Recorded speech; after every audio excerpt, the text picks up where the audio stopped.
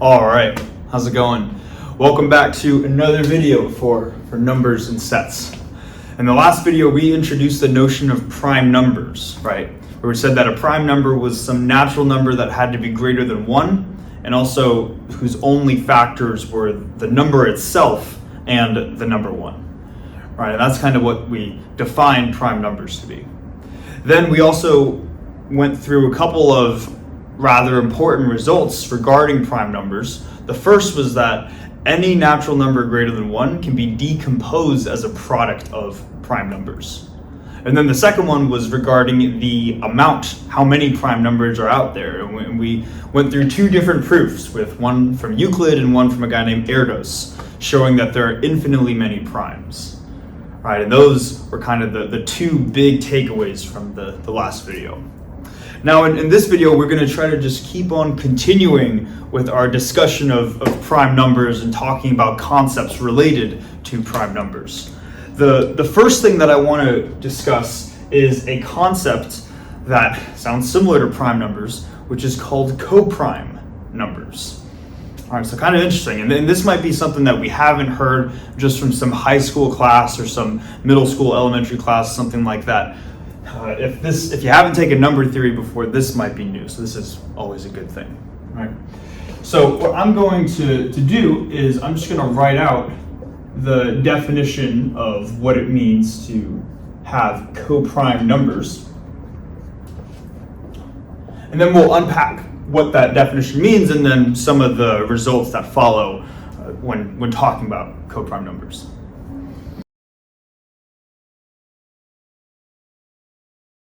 All right, so we have the definition for what it means for two numbers to be coprime right here. Let's go through that definition together.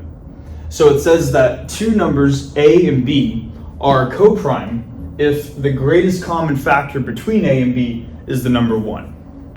And hopefully we're remembering this notation, right? Where if we have a set of parentheses with the two numbers in it separated by a comma, that simply means to take the greatest common factor between A and B, right? Now we might be saying, okay, cool, this is this mathematical definition to describe what it means for two numbers to be coprime. But what's the intuition behind it? How do I actually understand and be like, okay, that makes sense why we're calling this the condition in order for numbers to be coprime.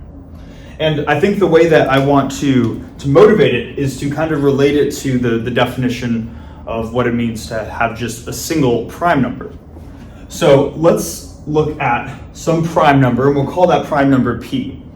And if we wanted to look at the positive factors of P, maybe I'll write positive factors of P, then hopefully we're familiar with the fact that there's only going to be two positive factors of P. One is going to be the number itself, and the second one is going to be the number 1. Right? These are like the two trivial factors of every natural number. And of course, every natural number is going to have these two factors, but many of them can have more than two. It's kind of like 2 can be thought of as the minimum number of possible positive factors for a number.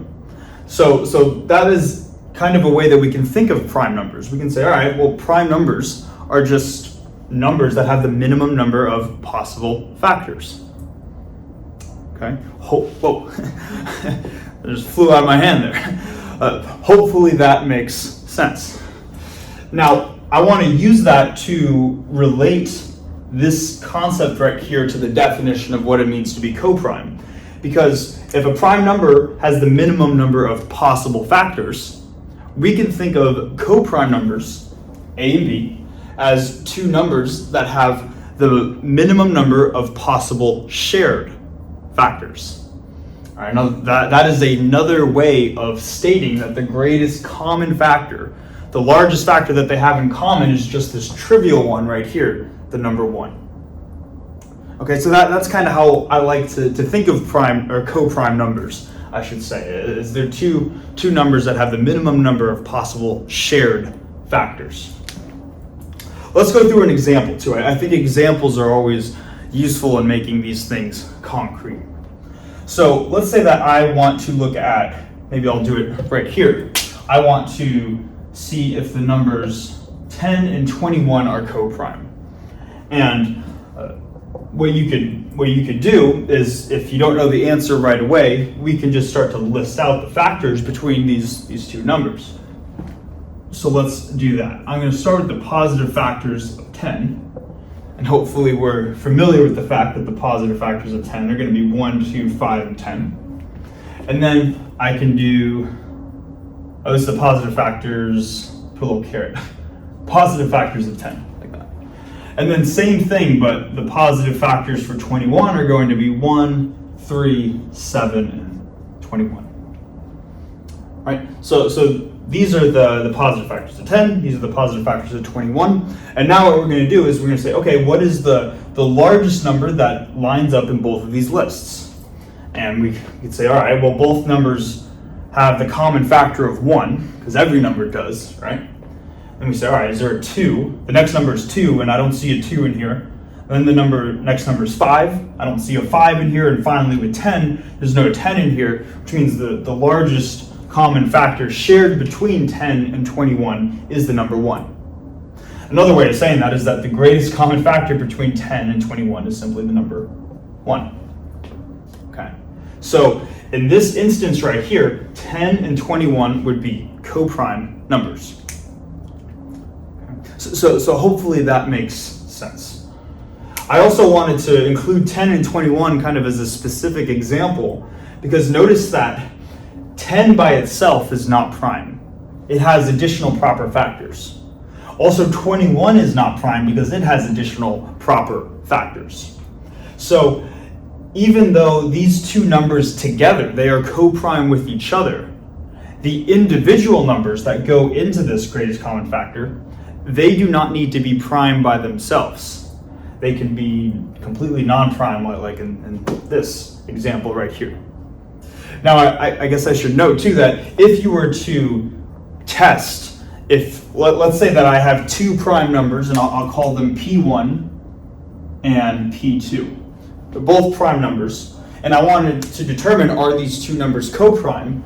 It turns out that the answer is always going to be yes. The greatest common factor between P1 and P2 is always going to be 1. And to quickly see why, if we were to look at the factors of P1, because it's prime, the only positive factors it has are the number 1 and the number itself.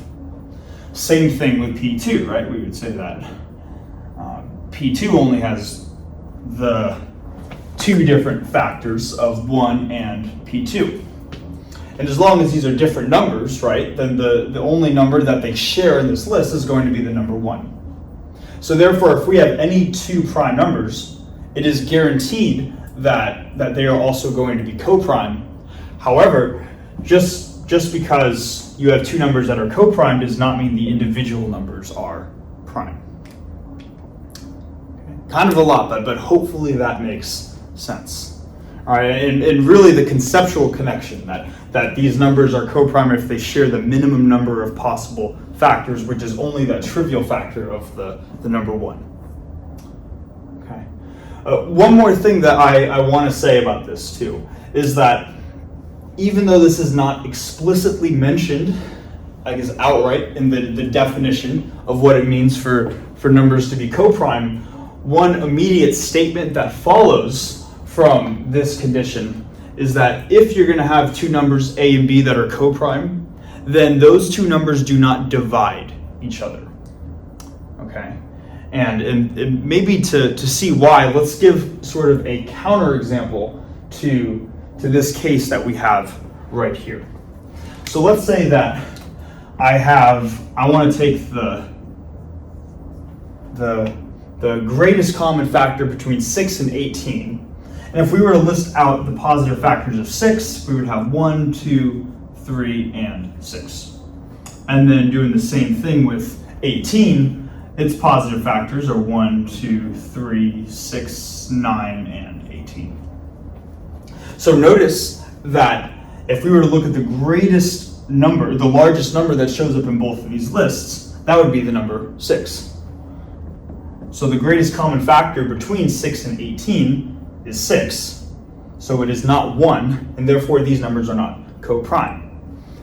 What I'm trying to show is that if you ever have one number that is a multiple of the other number, then they are guaranteed to not be co-prime.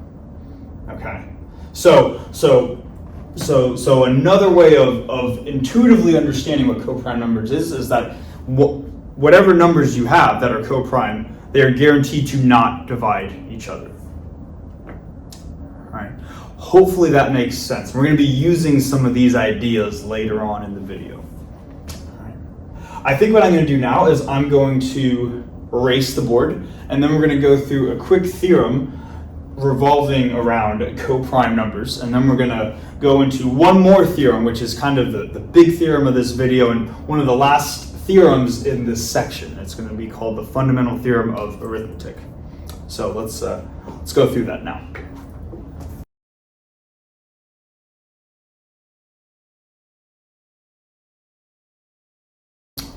Okay, so we have this theorem that's right here. Let's read through it first and try to gain an understanding for what it means, and then we'll go through the proof.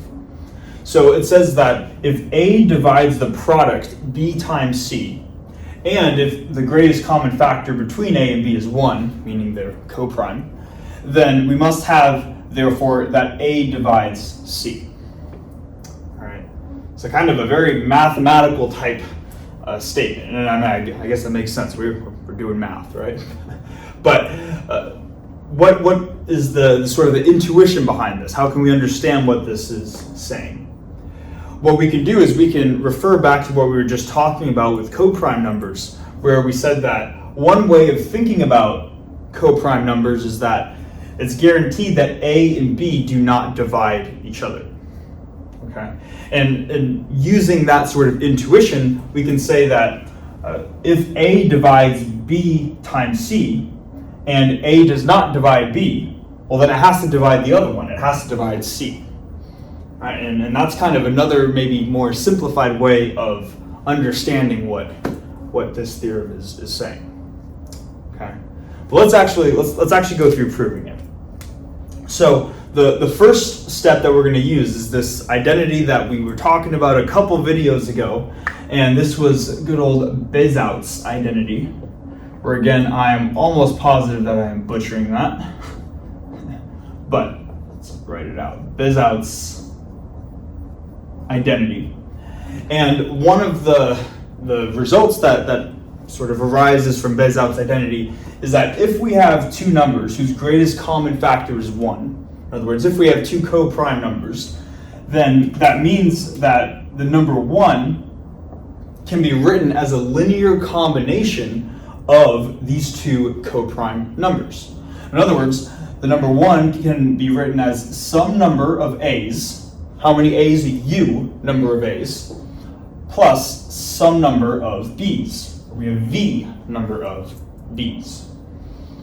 Okay, so this is something from Bezout's identity, and if this does not sound familiar, I'd recommend going back to the video that we were talking about this, and we go through this whole identity. But this is going to be the starting point. What we can do now is, because this problem involves a third variable, not just A and B, but also C, is we can multiply C on both sides of the equation. And if we do that, we're going to get that C equals UAC plus VBC, like this. All right, so just multiplying C on both sides. Now, the ultimate sort of goal, or what we're trying to get to in this proof, is we want to show that A divides C. Well, another way of writing that, according to this equation, is that if A is going to divide C, A should therefore divide this right-hand side, whatever C is equal to. So the new sort of statement that we can write is, rather than saying A divides C, we can say that A divides this guy, UAC plus VBC. And if we can show that this is true, then we're going to also, by this equation, have that this is true, and then we'll be done with the proof. Okay, so how can we do this? Well, the first thing that we can do, and maybe I should be putting parentheses around this, is that if A divides each of these terms individually, then it's guaranteed to divide the sum of the two terms together. So what we need to do is to verify that A divides both of these terms individually.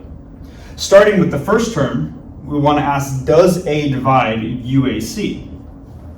And hopefully we can see right away that UAC is another way of writing this. An equivalent way of writing this is that A divides the product UC times A. What I'm trying to show is that UAC is just an integer multiple of A. How many A's do we have? We have UC number of A's. It's like an alphabet tongue twister, right? Trying to keep track of everything. But hopefully we see that this is an integer multiple of this, where the integer is U times C. So what I'm trying to say is that this is true. A does divide this first term, UAC. Now what about the second term? Does A divide VBC? That's a new question, and we want to see if that's true. And this one might not be maybe as immediately obvious because there is not a factor of A in this term. We have V, B, and C. However, we're given at the beginning of the problem that A divides BC. So if A divides BC, it will also divide any integer multiple of BC. So if we have V number of BCs, A will not just, A is going to divide this, is what I'm trying to say. And I don't know if I'm over-explaining it or not, but hopefully this is making sense. So the question, does A divide BC? The answer is yes. Why? Because we're told in the beginning of the problem that A does divide BC. So therefore, A is going to divide both of these two terms. So when we add them together, A is going to divide the sum, which means that A divides C. Maybe I'll put a little box around it with a smiley. All right, so that is the mathematical way that we can prove this statement right here. Okay, so hopefully these steps make sense. Maybe just one additional result that we can show that immediately follows, and I won't go through proving this because the logic is relatively similar. I recommend trying to show this yourself if you're not immediately convinced, is let's say, maybe I'll do this over here. Let's say that we want to, or let's say that we know that our number A divides not just a product of two numbers, B times C, but let's say it divides an arbitrary product. So rather than B times C, maybe we have K different numbers. So we have N1 times N2 times N3, all the way through NK. So if A divides a product of K different numbers, then using similar logic to this theorem right here, it immediately follows that we must have that A divides one of these K different numbers. Maybe I'll call it the ith number, where I could be any number in between 1 and K. In other words, if A divides the entire product, then it's guaranteed to divide one of these numbers within the product. All right. And what we showed in this theorem right here is the case where K is equal to 2, where we only have two numbers in our product. Okay, so hopefully this makes sense and we kind of get a bit of an intuitive understanding for what's going on. What I'm going to do now is, because I think we're running out of room, right, is I'm going to erase the board one more time and then we're going to get into one of the final theorems in this section on division, which is the fundamental theorem of algebra. So let's do that now.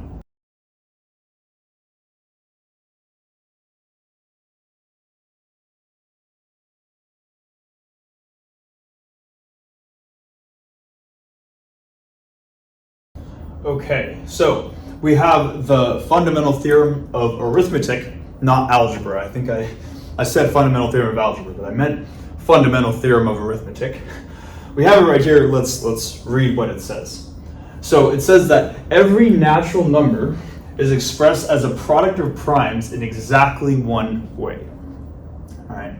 Now this statement might sound familiar to you, because in the last video, the very first theorem that we proved that revolved around prime numbers is that every natural number can be expressed as a product of primes. But period, we kind of cut it off at this point. So the only extension going from that very first theorem to all of a sudden the fundamental theorem of arithmetic is just this simple extension right here. Now we're saying that not only can every natural number be expressed as a product of primes, but we can only express a number as a product of primes in one unique way. Right? We might not understand the importance of that quite yet, but there is a very, at least I think, relatively useful corollary that's going to follow immediately from this that we'll show later, that I think will help motivate why we care so much about this extension. Okay, but let's go through proving this. So suppose that I have some number a, and we're going to start with the number a, and I can supposedly write a as a product of primes in two different ways. And here's what I mean. Let's say that a can be decomposed as a product of primes, and maybe that product is p1 times p2 times p3 all the way through pk, where each of these p values, each of these p's, are individual prime numbers. Now let me also suppose that it can be decomposed as a product of primes and written in a different way, contradictory to what we're saying right here. Let's suppose that it can also be decomposed as maybe q1 times q2 times q3 all the way through potentially a different number, all the way rather than through q sub k, maybe it's even through q sub l. So we have two different ways, supposedly, of decomposing the number a as a product of primes. All right. In case this part right here is confusing too, all of these individual q's are also prime numbers. Okay. The reason we're writing q's instead of p's is just to say that this might not necessarily be the same as this. Okay. So hopefully that makes sense. Also, because none of these p's and none of these q's have any exponents on them, that means that the individual p's and q's, they do not need to all be unique themselves. In other words, you could have p1 times p2 times p3 could be 2 times 3 times 2, where each of these are prime numbers, but you can have repeated prime numbers within this product. Same thing here. Okay. So hopefully setup-wise, that makes sense so far.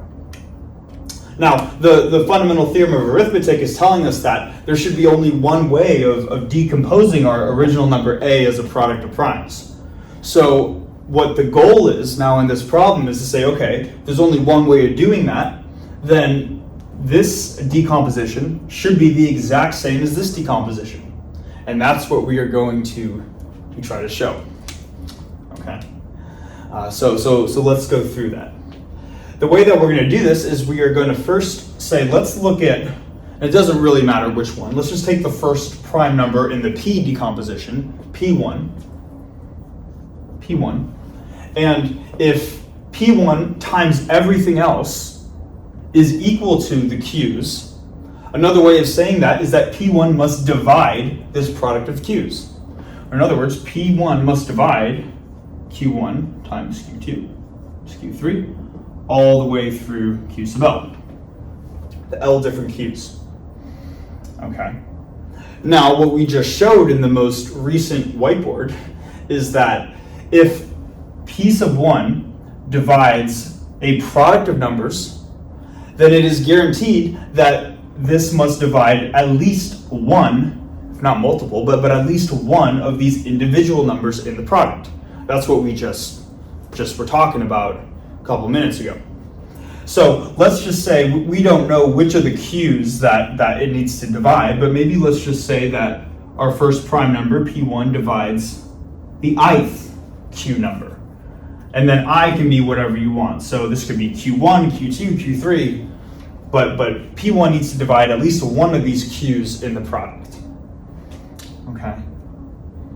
Maybe I'll just say that I can go from 1 through L. All right, so hopefully we're still following so far.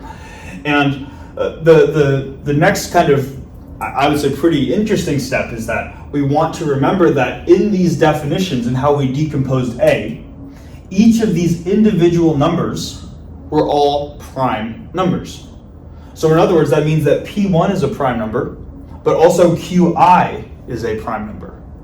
And that's important because you can't have two prime numbers divide each other. Because if two prime numbers were to divide each other, that would say that one prime number is an integer multiple of another prime number. But if this is an integer multiple of this, maybe let me write that out. Another way of saying this is that Qi is an integer multiple of P1. If Qi is an integer multiple of P1, that means that Qi has factors P1 and K. But Qi is prime, so it cannot have these as factors. The only factors of a prime number are 1 and Qi by itself.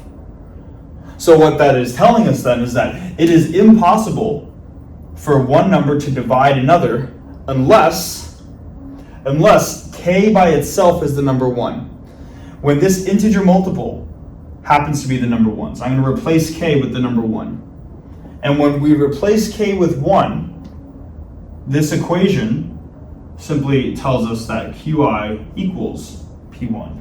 Or in other words, whatever this IQ is, whatever this number Qi is, it has to be the same thing as P1. So then, what we could do is we could say, all right, within this decomposition, this first P1 needs to match up to the ith Q within here. Maybe let me just write it like this. So we have P1, and then we have Qi right here. Then what we would do is we would just go through the same process for each of the k different p values. So then we say, okay, we've established that P1 over here matches to Qi over here. Now P2 over here might match to some different Q value, but we know by this process that it needs to equal a different Q value. Maybe I'll call it Q sub j. And what you could do is you could just keep going through the list of all the p's, P1, P2, P3, P4, all the way through P sub k, and that will just reorder this list, or that will go through this list of all the q's. And you would show that there would have to be an exact correlation between the p's and the q's, or in other words, these two products would have to be the exact same thing. Okay, so that is the sort of the verbal argument for why the fundamental theorem of arithmetic is correct. Now, I know especially the people that have taken pure math courses before, they're saying this is an informal proof. Why are we doing all this hand waving? Like, if you do this, you could probably do it for all the other ones. Again, the reason is because we have not covered induction yet. And we have seen a couple instances of where we have to become a little bit informal in order to avoid talking about induction, which is some pretty good motivation for why the next section, one of the big ideas, is to be talking about induction. All right, it's kind of a little bit of foreshadowing for the next couple of videos. Okay, but hopefully this idea makes sense. That the only way that, and maybe I'll just to try to be as clear as possible, if we have a number and it's decomposed as two different possible decompositions of prime numbers, the only way you could have two ways of writing this decomposition is if they're really just the same thing. In other words, there's only one way of actually writing a decomposition, no matter what variables you use, whether you call them p's or q's. The numbers themselves in here have to be exactly the same as the numbers themselves in here. Okay, so hopefully that makes sense. Now, why do we care about that? Why is this the fundamental theorem? Well, there are probably many reasons for why, but we're going to go through just one of them to keep the video relatively short. And I think what I'm going to do is I'm going to keep the theorem up here, erase everything else, write out the corollary, which again, a corollary is just a result that can immediately be established after a theorem. We're going to write out what the corollary is and then go through that And I think that will be in itself really, really interesting as well.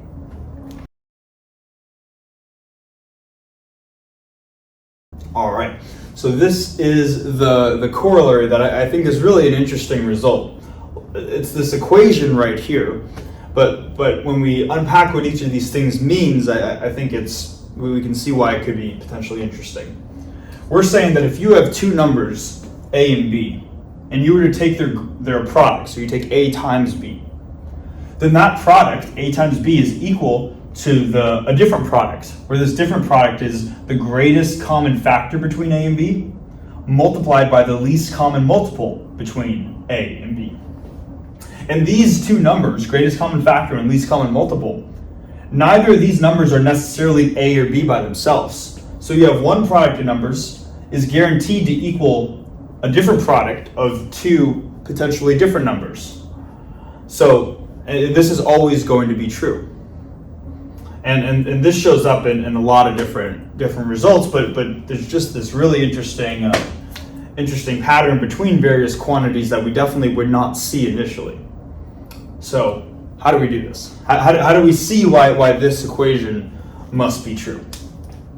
Well, we're going to start with our fundamental theorem of arithmetic. Right? That's what it means to be a corollary, right? It immediately follows from the fundamental theorem. So from the fundamental theorem, we know that A can be uniquely decomposed as a product of prime numbers. So maybe I could say that A is going to be P1 times P2 all the way through P sub K. And in order to keep this very general, just so we understand what's going on, now within this product, there are not going to be any repeated prime numbers. In other words, P1 is different than P2, is different than P3, is different than every other prime number in this product. So in order to reach all the possible numbers that can be produced from these primes, we need to raise these to the various exponents. So P1 would get raised to the I1, P2 gets raised to the I2, all the way through PK, which gets raised to the IK. Right, and again, that's just to say that each prime number could get raised to a potentially different possible power. So that's what we have for A. And then same thing with B. B, from the same theorem, is going to tell us that it can be uniquely decomposed as a product of primes. But now that B is in general a different number than A, that means that in order to represent this uniquely, we're going to have different exponents rather than the I exponents. So maybe we'll call this J1, J2, and JK, like this. J sub K, like that. Okay. So hopefully this is making sense so far. Also, this is the similar notation to what we had in the previous video, and a similar idea too. These exponents can take on any non-negative value, including 0. So the i's or the j's could potentially equal 0, and that's how you could get rid of one of these prime numbers if it's not within this product. Anyways, how do we actually go from here to showing this equation? Well, what we can do is we can first write out what these greatest common factors and least common multiples are, and then show that it must necessarily equal the product. So maybe I'll start over here with the greatest common factor between A and B. And I'm just going to let you know that this notation might get a little bit dense, but I'll try to put a concrete-ish example over here so we can sort of see the parallels between the two. But what I'm going to do is I'm just going to write out what the greatest common factor is, and then we're going to describe it. So this is going to be a product from 1 through K, and that product is going to be P sub L raised to the minimum of I sub L comma J sub L.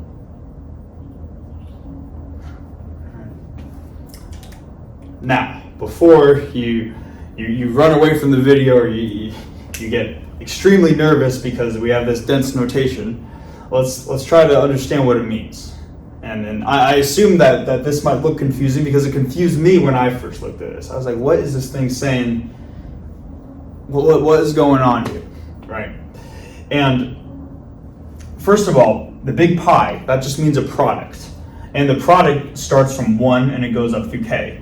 So this is P1 times P2 times P3 all the way through Pk. So this is another way of writing this. But now notice that each of these prime numbers are raised to this interesting looking exponent right here. Before it was just some number, but now it's this thing called min of I, L, and JL. I'm not sure if we've encountered min before, but when we're looking at the minimum of two numbers within a set, assuming that there's an order between that there's an inequality between them, which is going to be for two numbers, right? I feel like I'm overanalyzing this. If we want to take the minimum of two numbers, we're going to take the smaller of these two numbers. So if IL is smaller, we raise P sub L to the I sub L. If J sub L is smaller, we raise P sub L to the J sub L. That is all this is saying, okay? So hopefully that part makes sense, where we say, okay, I understand what the notation is, but how does that actually equal the greatest common factor? How do these connect to each other? And as the concrete-ish example, I might say that I have my numbers A and B, and if I'm going to uniquely decompose them as a product of primes, maybe the start of the product, so maybe the initial couple prime numbers, maybe A is 2 raised to the third, 3 to the fifth, and it keeps on going. And maybe B is going to be 2 squared, and then 3 to the 10th or something. It doesn't matter, but hopefully you see that the idea is we're taking a product of primes, raising them to various quantities. That's what A and B are. Now, to see why the greatest common factor looks like this, what we would do in this example is we would say, okay, let's just go through each prime number case by case. The first prime number in these products is the number 2. So the greatest common factor between A and B would start with 2 raised to the minimum of their exponents. That's what these guys are right here. So raised to the minimum between their exponents, which are 2 and 3. That'd be the first number in the product. Then the next number in the product is 3 raised to the minimum of 5 and 10. And it would keep on going, right? Now, so what this would equal then is the minimum of 2 and 3 is 2, and the minimum of 5 and 10 is 5. So this would equal 2 squared times 3 to the 5th times, and it keeps on going. So why is this the greatest common factor? Well, we want to see that within each of these prime numbers, what terms are shared between the two. So looking at maybe the number 2, we say that we have 3 powers of 2 here, and we have 2 powers of 2 right here. What's the greatest number of shared factors of 2? The greatest number that is shared between both of them is 2. But after you get to 3, only one of them has 3 factors. But at 2, both A and B have 2 factors of 2. Therefore, we have that. Same thing with the number 3. Both decompositions have 5 factors of 3 in them. So the greatest common factor would contain this and this, and we would keep going prime number by prime number by prime number. Okay. Not sure if I'm over-explaining or not. I might be, but hopefully that this kind of makes sense, and more importantly, we can relate this sort of abstract notation to what is going on right here. Okay. Long way of saying this is the greatest common factor. Now, that's just this first term right here. What's the least common multiple between A and B? You might be able to guess what the least common multiple is. It's going to look very similar to what we have right here. We're still going to have this product from L equals 1 all the way up through K, P sub L. But rather than raise to the smaller of the 2 exponents, we're going to raise it to now the larger of the 2 exponents. So rather than the min, we're just going to have the max between I sub L and J sub L, like this. Now, why are we taking the larger of the two exponents in each of these cases? Well, let's maybe go back to this example that we have over here where A starts to get decomposed like this and B starts to get decomposed like this. If we wanted to take the least common multiple between A and B, we would first say that maybe let's start with the factors of 2. This number right here, 2 cubed, that is 8. And another way of saying 8 is 2 times 4. So, which is, and this number right here is 4. So just looking at these two numbers, the least common multiple between 4 and 8 is 8. Because 1 times 8 is 8, and then 2 times 4 is also 8. 8 is the smallest number that is a multiple of both of these numbers. And inherently it's going to be the larger of these two exponents. Same idea with just the next number, so 3 raised to the 10, and so on. This might be something too that you might want to convince yourself with some real concrete specific examples. That if you just break everything down to the unique prime decomposition and just go prime number by prime number by prime number and say what is the least common multiple between each of the individual prime numbers, it's always going to be the larger of the two exponents. Okay, so I recommend doing that if that doesn't make sense, but again, hopefully this does. So what we have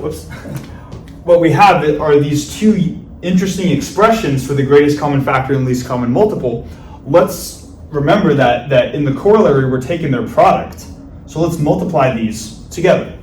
So if we were to take, and I'll do this down here, if we were to take the greatest common factor between A and B times the least common multiple between A and B, that is going to be this guy times this guy. But if we have a product times a product, we multiply them, that's just going to be one big product. Everything is just multiplied together. So we can condense that into just a single product going from 1 up to k. And rather than just having one of these PLs, since we're multiplying them, we're going to have this term multiplied by this term. So we're going to have this guy, P sub L, raised to the min of IL comma JL, times P sub L raised to the maximum of IL comma JL, like that. Maybe let me just, there's a little more room up there, over here. All right. Okay, so maybe going back to this example, with the first starting numbers, for A and B at least, if we were to take the greatest common factor times the least common multiple, then this is what we would get. We would get, let's say, let's start with the number 2. This would be the first prime number. So if we're taking 2 raised to the minimum of IL and JL, that's going to be 2 raised to the smaller of these two, which is 2 to the 2, times this number, which is 2 raised to the larger of the exponents, so times 2 to the 3. Then we go to the L equals 2 term, the next prime number. Next prime number in this case would be the number 3. Then we would multiply it by 3 raised to the smaller of the exponents, times 3 to the 5. And then multiply it by this term, times 3 raised to the larger of the exponents, 3 to the 10.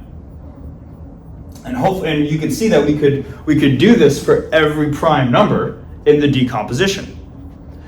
All we would need to do now is we could just rearrange the terms, and we can do this because we're just taking products of numbers. We can say let's sort of collect these two terms right here, and let's collect these two terms right here, and this is going to equal 2 squared times 3 to the 5th times ... This guy right here, times these two terms right here, which is 2 squared times 3 to the 10th, dot, dot, dot, dot, dot, dot. And hopefully now we can see too that 2 squared times 3 to the 5th times keeps on going. That's what A is equal to. And 2 squared times 3 to the 10th, that's what B is equal to. So by taking the greatest common factor and the least common multiple, multiply them together, we are guaranteed that we're going to get the product A times B. And again, that only follows from the fact that any two numbers have a unique prime factorization given by the fundamental theorem of arithmetic. My brain is going a little bit all over the place throughout the end, but hopefully that makes sense. We'll call it there too, partially for my sake, so I can let my brain rest for a little bit. Right? But yeah, thanks for watching, and this is going to sum up the section here on division. Moving forwards, we're going to get into a section called counting, and the main idea from counting that we have been hinting at is talking about induction. So hope to see you guys then, and thanks for watching.